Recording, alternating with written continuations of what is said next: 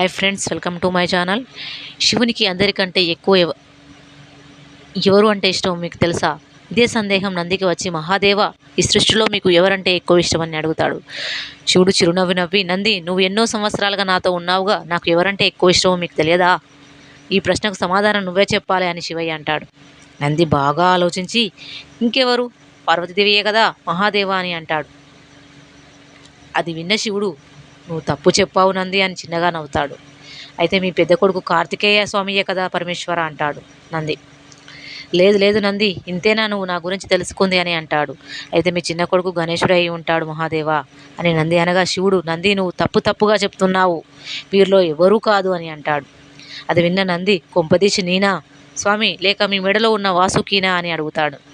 లేదు లేదు, మీరు కూడా కాదు శివుడు అని శివుడు అనగా, నంది, స్వామి, నా వల్ల కాదు, దయచేసి మీరే చెప్పండి అని అంటాడు. అప్పుడు శివుడు, నా బాధలో ఉన్నా సంతోషంలో ఉన్నా నన్ను తలుచుకుంటూ ప్రతిరోజు నాకు పూజలు చేసే, నా మీద పూర్తి నమ్మకం పెట్టుకునే నా భక్తులంటే నాకు ఎంతో ఇష్టమా నంది అని అంటాడు. ఫ్రెండ్స్, ఓం నమ శివాయ అని కామెంట్ చేయండి. శివయ్య అంటే ఇష్టం ఉన్న వాళ్ళు ఒక చిన్న లైక్ ఇవ్వండి. ఓం నమ శివాయ.